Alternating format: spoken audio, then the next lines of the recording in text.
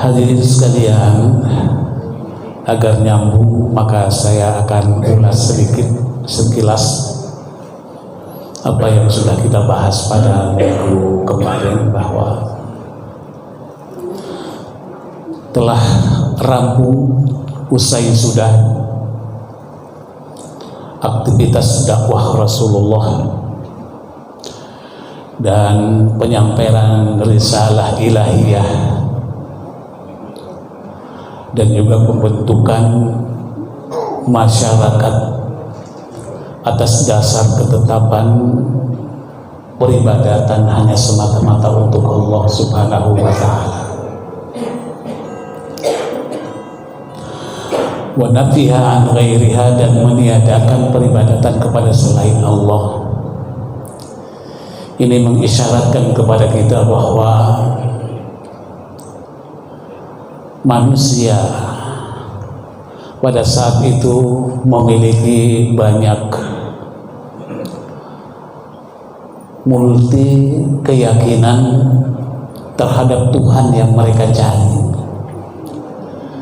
sehingga begitu jelas di dalam sejarah ada di antara mereka yang menyembah berhala, menyembah patung, menyembah api, matahari, bulan, dan lain sebagainya. Dengan perjuangan Rasulullah SAW selama 23 tahun kurang lebih periode Makkah dan Madinah, habis sudah digusur dan dihapus dengan peribadatan hanya satu, yakni hanya beribadah kepada Allah Subhanahu wa ta'ala, tidak untuk yang lainnya. Dan juga wa ala asasi risalati Rasulullah sallallahu alaihi wasallam, didasarkan atas risalah, yaitu perjuangan Rasulullah sallallahu alaihi wasallam pada saat yang bersamaan. Ada bisikan yang menghujam kepada diri dan hati sanubari Rasulullah, yang terbesit di dalam hatinya bahwa Rasulullah Shallallahu Alaihi Wasallam kedudukannya, makomnya di permukaan bumi ini hampir saja mendekati pada batas akhir. Isyarat yang begitu kuat diyakini oleh Rasulullah, maka Rasulullah Shallallahu Alaihi Wasallam menutus seorang sahabat yang begitu dekat dengannya, diakui keilmuannya, yang bernama Mu'adz bin Jabal, untuk pergi ke negeri Yaman. Dan Rasulullah sampaikan itu pada tahun ke-10 Hijriah. Tahun 10 Hijriah, berkatalah Rasulullah kepada Mu'adz, "Ya Mu'adz, innaka asa alla talqani ba'da 'ami hadza, wa la'allaka an tamurra bi masjidi hadza qabri." Wahai Mu'adz, sesungguhnya mungkin engkau tidak akan mendapatiku lagi setelah tahunmu ini. Engkau tidak akan berjumpa lagi denganku setelah engkau berangkat ke negeri Yaman dan kembali ke Madinah. Dan mungkin saja engkau nanti datang ke masjid ini, di masjidku, kata Rasulullah, dan ini adalah kuburanku, ini adalah makamku. Isyarat ini langsung disampaikan kepada sahabat, khusus untuk Mu'adz bin Jabal dan juga umumnya untuk sahabat-sahabat yang lain. Fabaka Mu'adzun khasyi'an li firaqi Rasulullah sallallahu alaihi wasallam. Maka Mu'adz bin Jabal ini dia menangis sedih, mengalirkan air mata, karena kalimat-kalimat ini bukan lagi kalimat isyarat, tapi jelas dengan bahasa yang begitu vokal disampaikan bahwa Rasulullah akan meninggalkan kita bersama.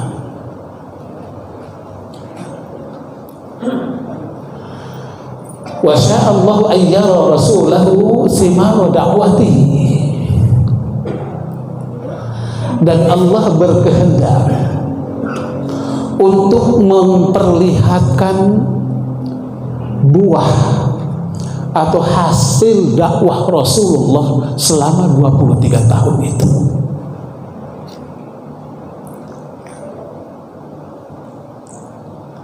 Yang mana Rasulullah Shallallahu Alaihi Wasallam menanggung rasa dengan berbagai macam corak yang dihadapi dalam perjuangan, pahit getirnya perjuangan untuk menegakkan agama Islam di tengah-tengah kemungkaran dan kefakiran yang luar biasa.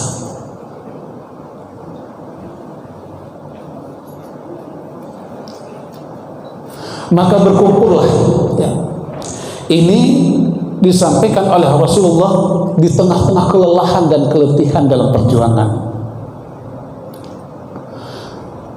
Maka berkumpullah orang-orang di pinggiran Mekah itu di hadapan Rasulullah Sallallahu Alaihi Wasallam, di atrafi qabail al-Arab, yaitu kabilah-kabilah yang ada di negeri Arab itu berkumpul semuanya di hadapan Rasulullah Sallallahu Alaihi Wasallam. Fayakhudhu minhu syara'i ad-din wa ahkamah. Maka mereka yang berkumpul, para sahabat, penduduk Mekah semuanya itu, mereka mengambil syariat-syariat dari Rasulullah Sallallahu Alaihi Wasallam dan hukum-hukum yang terkandung di dalam wahyu Allah, baik dalam Al-Quran maupun sunnah Rasulullah Sallallahu Alaihi Wasallam. Karena Rasulullah Sallallahu Alaihi Wasallam dimanapun dia itu berada, di situ menjadi majlisul ilmi. Disitulah disampaikan wahyu-wahyu Allah, disampaikanlah hadis-hadis Rasulullah yang mengandung syariat dan hukum-hukum untuk hidup dan kehidupan dunia maupun akhirat kelak. Wa yakhudhu minhu asy-syahadata ala annahu qad adda al-amanata. Tidak hanya para sahabat, kaum muslimin yang mengambil dari Rasulullah berupa syariat ataupun hukum-hukum, tetapi Rasulullah pun timbal balik mengambil dari para sahabat dan kaum muslimin yang ada di tempat itu, yang menyaksikan pada saat itu kesaksian tentang perjuangan Rasulullah di hadapan Allah Subhanahu wa Ta'ala. Wa yakhudhu minhum asy-syahadata. Rasulullah mengambil persaksian minhum dari mereka, yaitu ala annahu qad adda al-amanata, bahwa sesungguhnya dia Rasulullah telah menunaikan amanah, wa balagha risalata wa nasahal ummata, dan menyampaikan, ya, risalah syariat-syariat Rasulullah dan juga menasihati umat. Ini minta persaksian dari kaum muslimin. Kalau nanti aku ditanya oleh Allah Subhanahu wa Ta'ala, bagaimana Muhammad ketika diutus oleh Allah menjadi nabi dan rasul, saksikanlah oleh kalian semuanya bahwa aku telah menyampaikan amanat dan aku telah menunaikan amanat, menyampaikan risalah dan menasihati umat selama ada perintah untuk itu. Ini yang diminta oleh Rasulullah Sallallahu Alaihi Wasallam. Kemudian wa'alam Nabi Sallallahu Alaihi Wasallam biqasdihi lihazil hajah al-mabrurah al-masyhudah. Setelah itu Rasulullah mengiklankan, menginformasikan, mengabarkan kepada kaum muslimin yaitu dengan niat untuk menunaikan haji yang mabrur, haji yang baik, al-masyhudah, yang dipersaksikan oleh seluruh malaikat. Karena sebelumnya tidak pernah haji, pernah untuk menunaikan ibadah haji tapi terhalang di Hudaybiyah, akhirnya balik kembali. Tapi ada yang menyatakan niatnya sudah diterima oleh Allah Subhanahu wa Ta'ala sehingga dianggap sebagai haji. Ini adalah haji yang kedua. Tapi karena belum menunaikan manasik haji, maka ada yang mengatakan bahwa ini adalah haji yang pertama dan terakhir. Ya. Faqadimal Madinata basyarun katsirun. Setelah Rasulullah menyampaikan i'lan, pemberitahuan bahwa Rasulullah akan menunaikan ibadah haji, maka berdatanganlah ke Madinah basyarun katsirun, yaitu manusia yang begitu banyak, tumpah ruah. Saking banyaknya ada sahabat yang mengatakan itu madal basar, sepanjang mata melihat. Ya. Ini kalau di Arab dulu kan jarang ada pohon-pohonan, jadi padang pasir yang begitu luas, sepanjang mata melihat. Itu adalah merupakan kumpulan manusia-manusia, ke kanan, ke kiri, ke depan, ke belakang. Manusia membludak, ingin bersama dengan Rasul. Kulluhum yaltamisu ayyatama bi Rasulillah sallallahu alaihi wasallam. Semuanya mereka itu kaum muslimin berharap untuk menunaikan haji bersama dengan Rasulullah sallallahu alaihi wasallam. Wa fi yawm as-sabti li arba'i baqin min Dzulhijjah tahiyyan Nabi sallallahu alaihi wasallam. Kemudian pada hari Sabtu akhir, 4 hari akhir daripada bulan Dzulhijjah, Nabi Muhammad sallallahu alaihi wasallam bersiap-siap untuk pergi, ya, berjalan, yakni untuk menunaikan ibadah haji itu.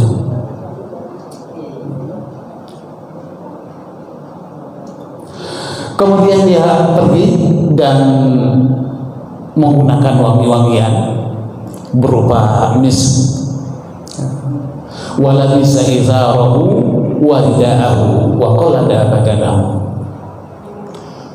Dia mandi, kemudian memakai wangi-wangian, kemudian memakai al-izar. Izar itu kalau bahasa santri itu sarung, ya. Jadi izar itu adalah pakaian bawah khusus untuk umrah atau untuk, ya. Jadi pakaian yang tidak berjahit itu namanya izar yang bawah. Warida kemudian pakaian bagian atas yang diselendangkan itu, ya. Izarahu waridahu wa qallada badanahu. Kemudian dia apa?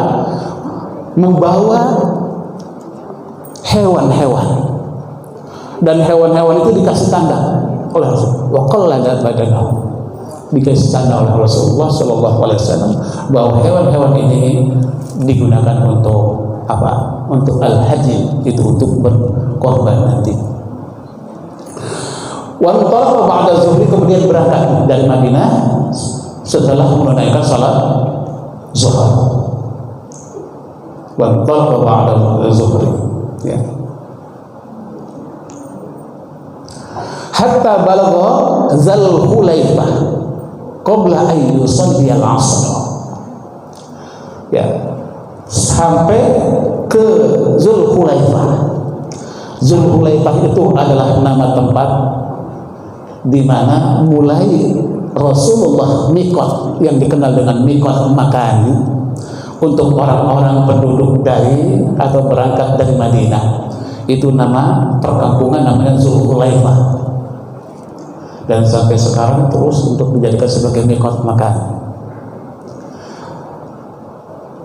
Tempat ini dikenal sekarang dengan apa? Hanya Dzulhulaifah, tetapi juga Bir Ali.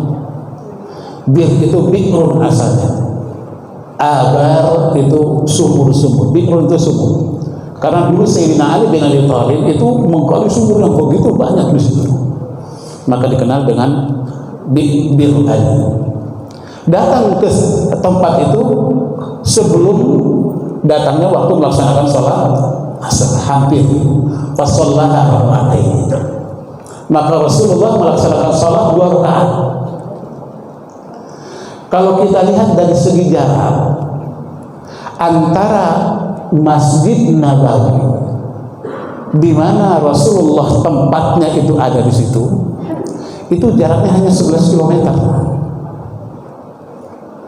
Sedangkan jarak tempuh di mana kita membolehkan sholat untuk mengqashar dan menjamak itu adalah 2 marhalah.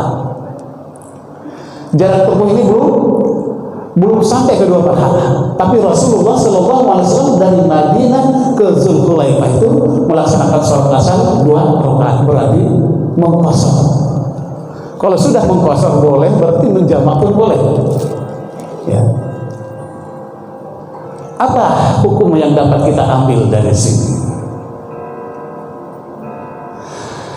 Artinya hukum memberikan, Rasulullah SAW memberikan satu ketetapan hukum bahwa jarak antara di mana kita bertolak tempat tinggal, di mana kita berhenti di suatu tempat, itu tidak menjadi satu ukuran.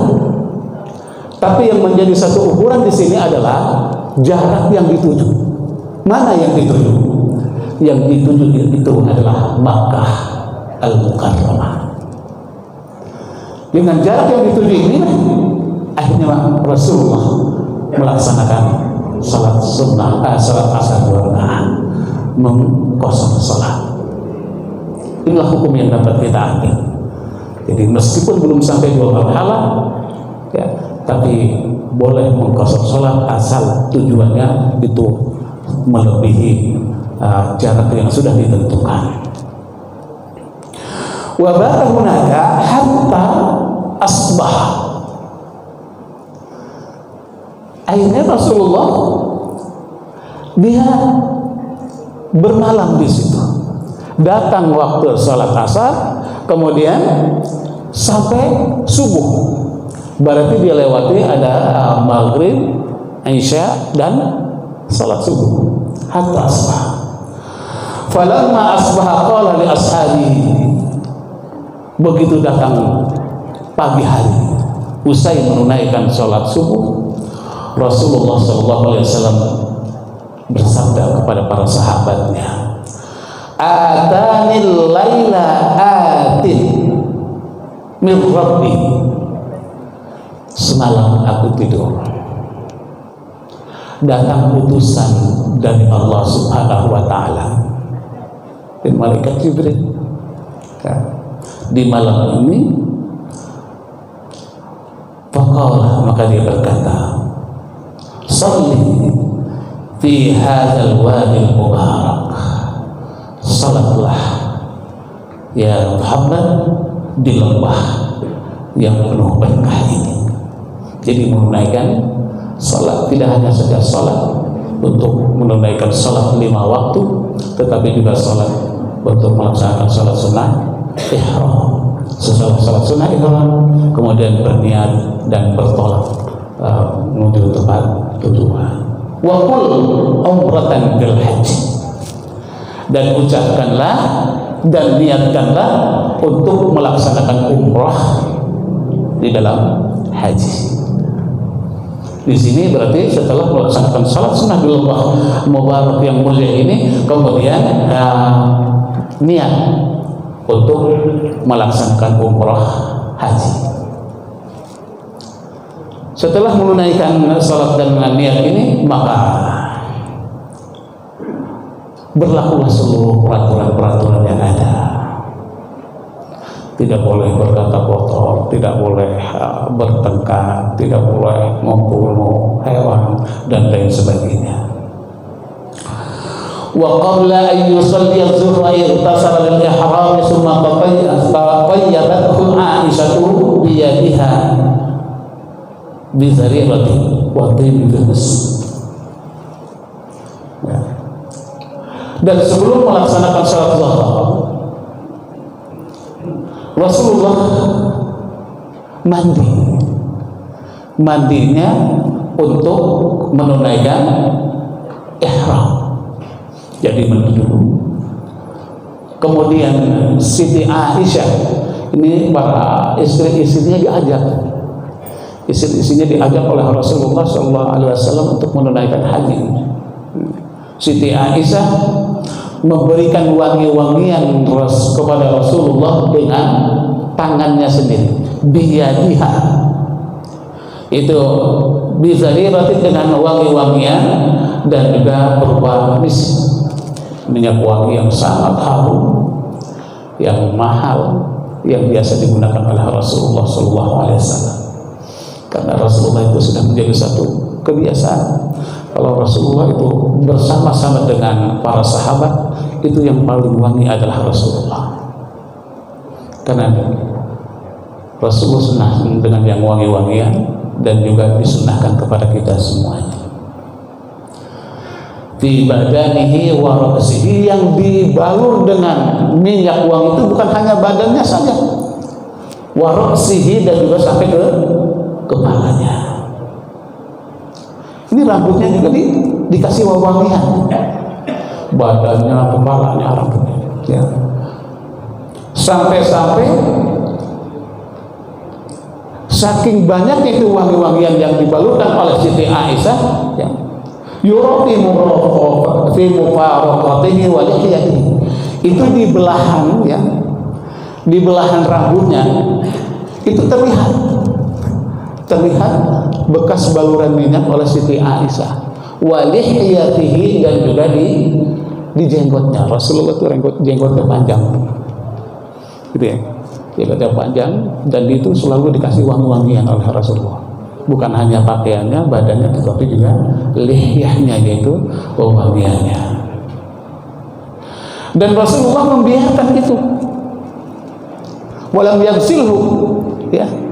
Jadi wangian yang sudah dibalurkan oleh Siti Aisyah itu dibiarkan saja, ya, tidak dibasuhnya, kecuali ketika melaksanakan sholat biasa dia menyela-nyela rambutnya. Tahlilul lihyah itu sunnah daripada Rasulullah SAW.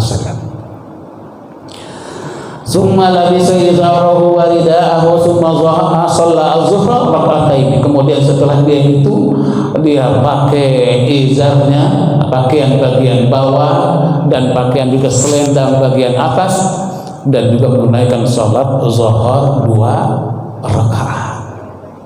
Melaksanakan sholat zuhur 2 rakaat. Ketika datang sholat asar 2 rakaat, sholat isya-nya 2 rakaat, dan kemudian hari berikutnya, berarti di sini dia datang sampai hari pertama. Hari pertama sudah dalam satu perjalanan, masih berada di posisinya di Madinah.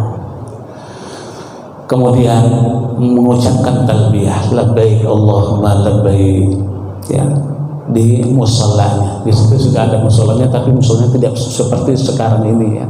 Itu merupakan batasan berupa batu-batuan saja, ya. Summa kharaja faraqibal qaswa.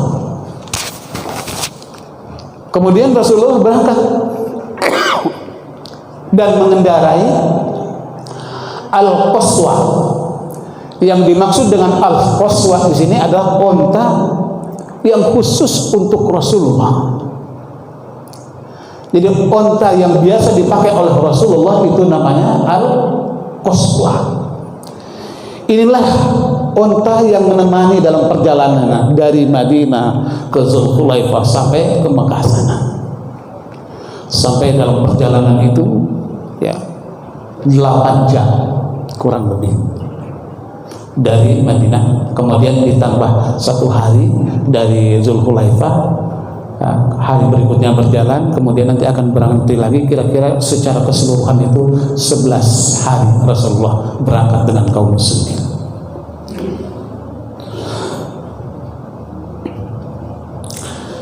Berjalanlah dari Zulhulaifah sampai ke padang Sahara, gitu, Alal Baida. Kemudian sampai perjalanannya sampai mendekati kota Makkah. Ini berjalan dari Zulhulaifah sampai mendekati kota Makkah. Fabata bizitwa. Zituwa itu adalah satu tempat perbatasan dengan kota Mekah yang jaraknya kurang lebih 7 km. Jadi Rasul tidak langsung masuk ke kota Mekah, tapi berhenti di situ. Ya, bahkan di situ Rasulullah nginap beserta dengan kaum muslimin yang lainnya.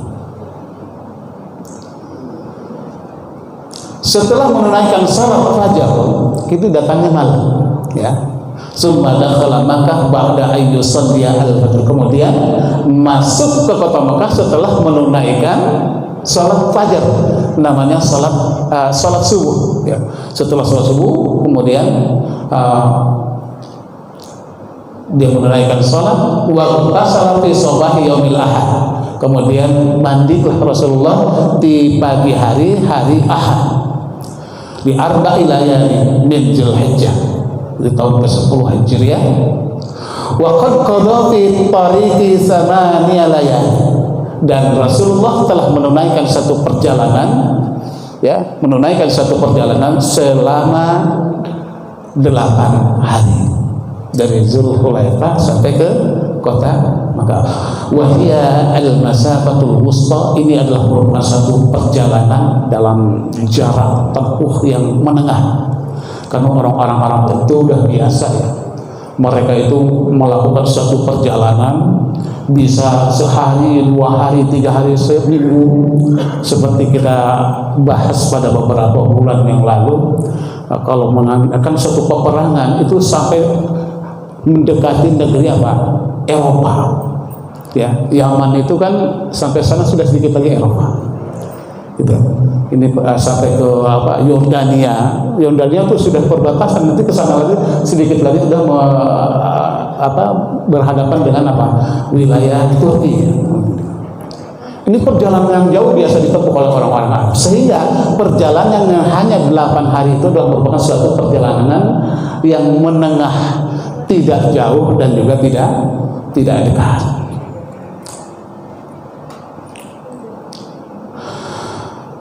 Kemudian masuk masjid, ya. Falamma dakhala al-masjid al-haram tafa bil baiti wa sa'a baina as-safa wal marwah. Begitu memasuki kota Mekah, Rasulullah sallallahu alaihi wasallam langsung melaksanakan tawaf 7 putaran dan diikuti oleh para sahabat yang mengikuti Rasulullah untuk menunaikan ibadah haji pada saat itu. Kemudian melaksanakan sa'i di antara Safa dan Marwah. Walam yahulla. Biasanya kalau kita itu tawaf, ya, 7 putaran, kemudian kita minggir sedikit di daerah Al-Multazam, kita menunaikan salat sunnah tawaf. Kemudian bergeser menuju apa? Bukit Safa dan menunaikan sa'i selama 7 balik. Kalau ini sudah ditunaikan, biasanya kita tahallul. Kan gitu ya. Baik haji ataupun umrah, biasanya kita tahallul, memotong rambut. Kalau sudah dipotong rambutnya, segala larangan-larangan ihram itu bebas lagi. Tapi kalau belum tahallul, ini masih berlaku. Tidak boleh hubungan suami istri, tidak boleh berkata-kata dan lain sebagainya. Itu tidak. Tetapi Rasulullah SAW pada saat ini dia tidak tahallul. Ya. Kenapa tidak tahallul? Karena Rasulullah dari awal, li'annahu kana qarinan qad saqamahu al-hajj. Karena Rasulullah itu niatnya adalah untuk apa? Untuk menunaikan ibadah haji. Kan ibadah haji itu ada 3 ya. Nah, manasiknya itu ada haji tamattu, ada haji qiran, ada haji ifrad. Rasul pada saat itu ingin menunaikan ibadah haji dengan menggunakan manasik qiran. Artinya niat haji dan umroh bersamaan. Kalau umrohnya sudah ditunaikan, hajinya belum nih. maka dia tidak tahallul. Ya. Tapi bagi orang yang hajinya haji tamattu, mendahulukan umroh daripada haji, itu harus tahallul. Ya, tetap sama-sama membayar damnya itu, yang itu harus memotong seekor binatang. Gitu ya. Lahunau kana qarinan. Ya. Fanazala bi'ala Makkah indal hujur, kemudian Nabi itu singgah di suatu tempat yang tinggi bernama Hujun. Wa aqama hunaka, kemudian Nabi tinggal juga di situ. Walam ya'ud ila tawafi ghairu tawafil hajj, dan tidak balik lagi kecuali untuk menunaikan tawaf kecuali tawaf haji. Tawaf haji itu kapan? Disebut dengan tawaf ifadah, yaitu setelah saya wukuf di Arafah, ya, lontar jumroh ke di lontar jumroh di Mina, langsung tahallul. Tapi ada juga orang berangkat dari Arafah setelah wukuf, kemudian ke Muzdalifah, kemudian ada juga langsung ke tawaf dulu ke Mekah, kemudian tahallul. Jadi tahallulnya melalui tawaf, ada juga tahallulnya melalui apa? Lontar jumratul aqabah. Ya. Wa amru man lam yakun ma'ahu hajjun min ashabihi ay yaj'alu ihramahum umratan. Dan pada saat itu terbagi dua. Maka kata Rasulullah, Rasul perintahkan kepada para sahabat yang tidak membawa hewan korban. Ya, kepada para sahabat yang tidak membawa hewan korban, hendaknya mereka menjadikan ihram mereka itu adalah ihram umroh saja dan tahallul. Ya, jadi melaksanakan umrohnya adalah hanya umroh saja, tidak umroh saja. Fayatufu bil baiti baina Safa wal Marwah sumaya. Kemudian dapat mereka itu bertawaf, ya, tawaf di Ka'bah, di Baitullah, kemudian Safa, sa'i antara Safa dan Marwah.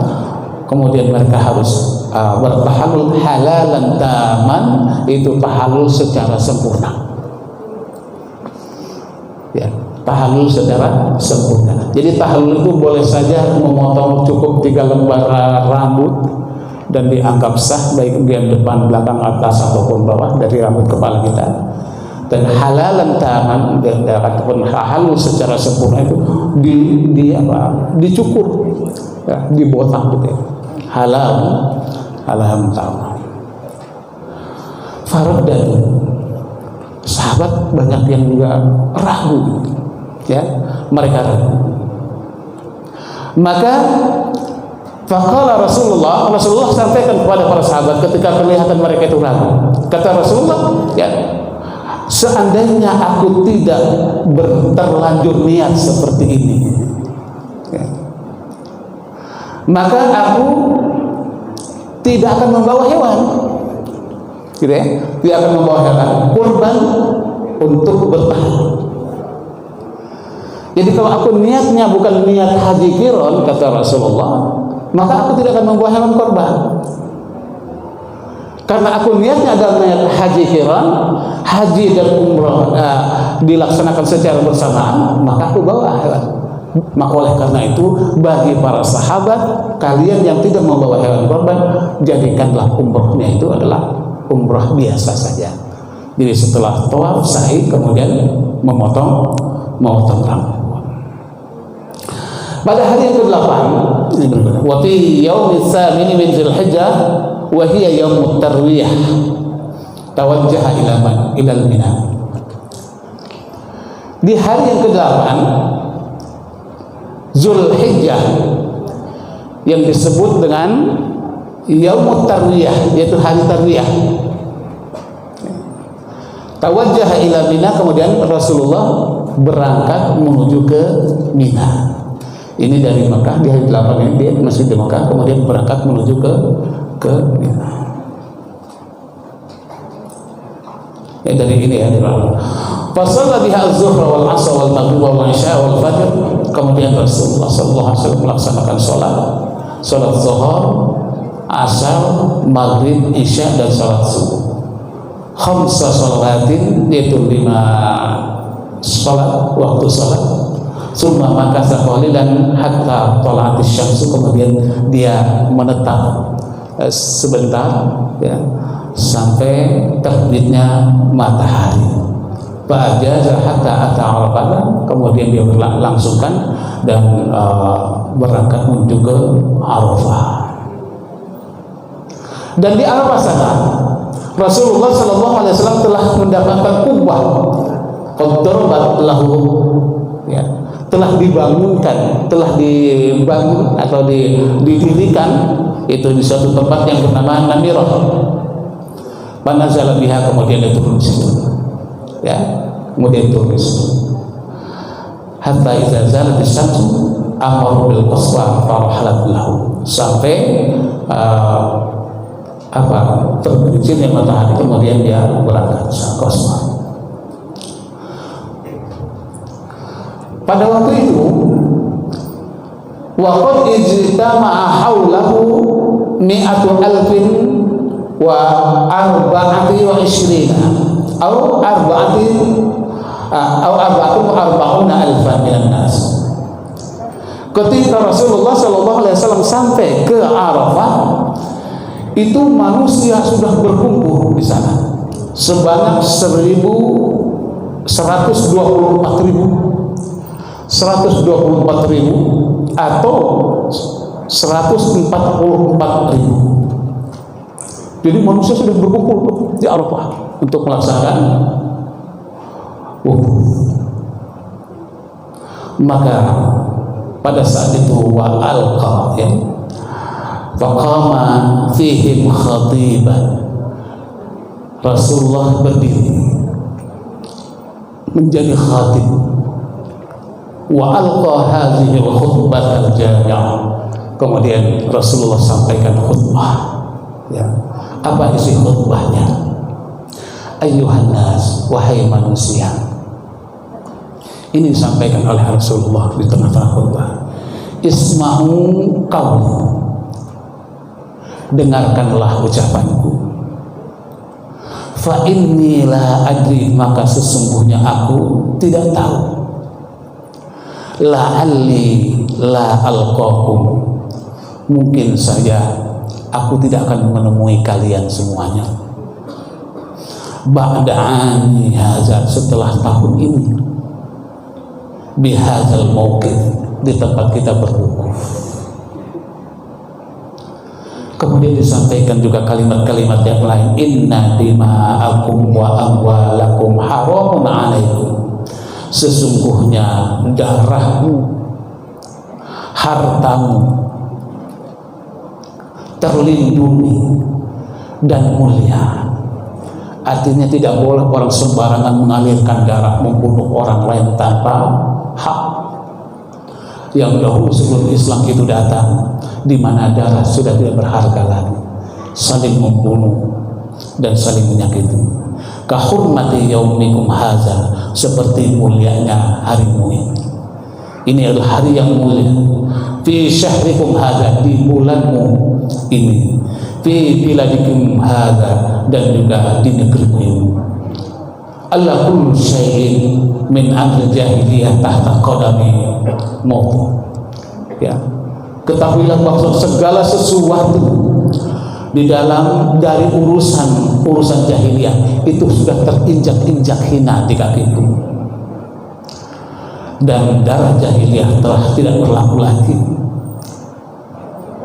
Dan aku letakkan, ya, awal damin awam fi min damina dami Abi Rubaiyah bin Harith, dan darah yang pertama keluar yang aku letakkan di darah itu adalah Rubaiyah, yang mana Rubaiyah itu adalah salah seorang yang disusui dari Bani Sa'ad. Wa qatalahu, dan dibunuh, dan Huzail, dan dibunuh oleh seseorang bernama Huzail. Fattaqullah, bertakwalah kepada Allah fin nisa'i, di dalam urusan wanita, karena wanita pada saat itu tidak berharga sebelum Islam itu datang.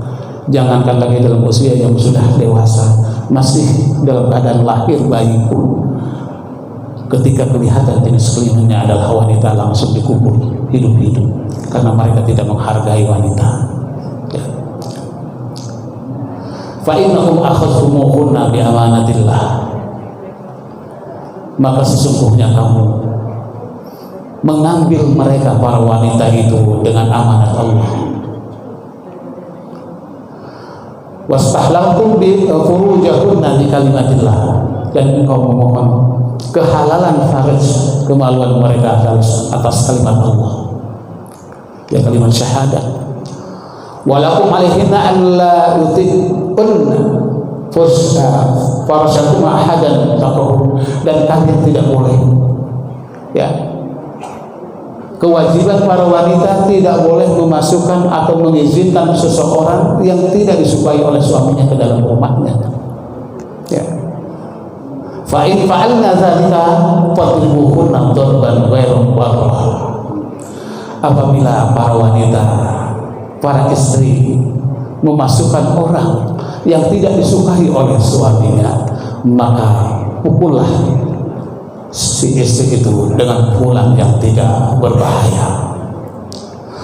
Walahunna rizquhunna wa kiswatuhunna bil ma'ruf, dan kewajiban suami adalah memberikan rizki berupa nafkah lahir dan batin, dan juga memberikan pakaian sesuai dengan kebutuhan dengan jalan yang baik. Wa qad taraktu fikum ma lan tadillu ba'dahu in istaqsum bihi kitabullah wa sunnah Rasulullah. Dan aku tinggalkan untukmu, wahai sahabat-sahabatku, engkau tidak akan tersesat untuk selamanya setelah ini, selama engkau berpegang teguh kepadanya, yaitu apa? Kitabullah Al-Qur'anil Karim. Ayuhan nas, wahai manusia, innahu la nabiyya ba'di, sesungguhnya tidak ada nabi setelah. Ini ketetapan Rasulullah jauh 14 abad yang lalu, yang sekarang ini banyak orang mengaku sebagai nabi. Tidak ada nabi, ya. La nabiyya ba'di, tidak ada nabi setelahku.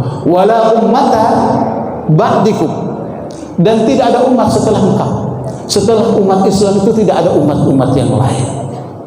Ya. Ala fa'budu rabbakum, maka sembahlah Tuhan. Wasallu khamsakum, dan salatlah 5 waktumu. Wasumu syahrakum, dan puasalah di bulan suci Ramadan. Wa addu az-zakata wa adu zakata amwalikum, dan tunaikanlah zakat hartamu. Ya. Tiba nafsi, untuk mensucikan jiwamu, ya. Wa tuhajju baiti rabbikum, dan tunaikanlah haji ke Baitullah, rumah Tuhanmu. Wa ati'u ulati amrikum, dan taatilah para pemimpinmu. Tadkhulul jannata rabbakum, insyaallah engkau akan masuk ke dalam surga Tuhan. Hadirin sekalian, masih ada lagi pembahasan, mungkin nanti akan kita estafetkan di bulan berikutnya. Terima kasih atas perhatian. Mudah-mudahan kita dapat mengambil hikmah, tidak hanya sekedar menyerap sirah sejarah Nabi, tetapi hukum-hukum yang terkandung di dalamnya. Mudah-mudahan sehingga kita selalu dalam kehidupan kita meniti dalam kehidupan ini menjadi orang-orang yang sesuai dengan sunnah Rasulullah SAW dalam menjalankan ibadah kepada Allah Subhanahu Wa Taala. Terima kasih. Mari kita sama-sama berdoa, ya.